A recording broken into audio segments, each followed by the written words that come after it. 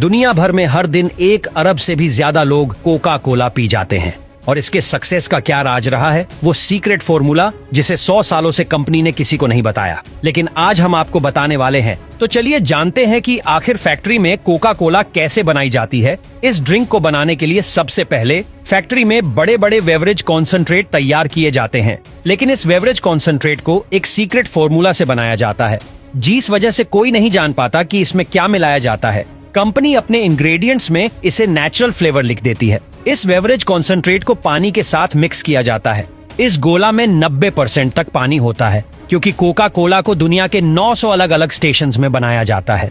इसलिए पानी में जरा सा भी बदलाव टेस्ट चेंज कर सकता है, जिसकी वजह से पानी को फैक्ट्री में लाने के बाद सबसे पहले सैनिटाइज और फिर इस तरह से फिल्टर किया जाता है कि उसमें ना ही अपना कोई टेस्ट बचे और ना ही कोई स्मेल।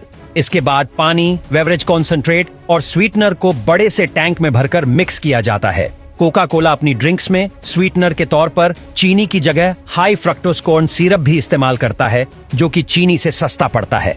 इस टैंक में इन चीजों को तब तक मिक्स किया जाएगा जब तक मिक्सचर में स्वीटनर का लेवल 50% तक नहीं हो जाता है। आगे बोटलिंग लाइन में इस मिक्सचर में फिर से पानी ऐड किया जाएगा और इसे 5.5 गुना तक डाइल्यूट किया जाएगा। डाइल्यूट होने के बाद एक क्लोज सिस्टम में इन रिंग्स के अंदर CO2 भी भरी जाती है, ताकि इन्हें कार्बोनेट किया जा सके। आपको इसमें वो जाग मिले जो एक नॉर्मल कोका कोला में आप देखते हैं, लेकिन अभी काम खत्म नहीं हुआ है। कोका कोला की स्ट्रिंग को अभी बोतल में पैक किया जाना बाकी है, और इसके लिए हमें एक दूसरी फैक्ट्री में चलना होगा। कोला को 3 मुख्य तरह से पैक किया जाता है: ग्लास बोटल्स, एल्यूमिनियम कैंस और प्लास्टिक बोटल्स। दुनिया की 50% कोका कोला आपको प्लास्टिक बोटल्स में मिलेंगे। इन प्लास्टिक बोटल्स को पॉलीथाइलीन प्लास्टिक से बनाया जाता है, जिन्हें पेट बोटल्स भी कहते हैं। इन बोटल्स को सबसे पहले इंजेक्शन मोल्डिंग मशीन की मदद से प्रीफोम में बनाया जाता है। ये बोतल सभी बोटल्स की तरह नहीं, बल्कि टेस्ट ट्यूब की तरह लग रही होती है, पर आप ध्यान देंगे तो देख पाएंगे कि बोतल की ऊपर का हिस्सा बनकर तैयार है।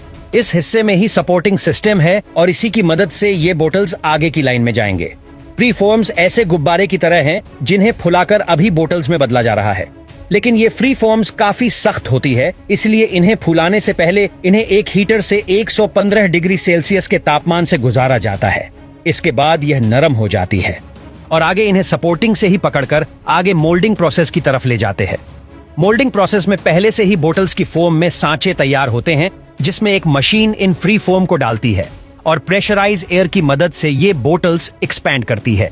बोटल्स को ठंडा करने के लिए भी इन सांचों में लिक्विड कूलिंग की व्यवस्था रहती है और हर बोतल के बनने के बाद उसकी फोटो ली जाती है, जिसे एक सॉफ्टवेयर एनालिसिस करता है।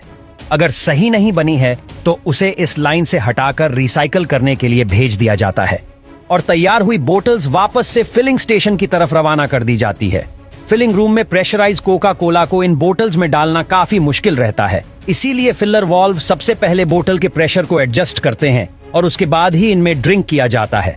अब इन बोटल्स में कैप नहीं है, जिसके कारण से ये ड्रिंक बाहर आ सकती है, और इससे बचने के लिए बोटल्स को फिर से डीप्रेशराइज किया जाता है और आखिर में इन्हें फिलिंग स्टेशन से बाहर निकाल दिया जाता है।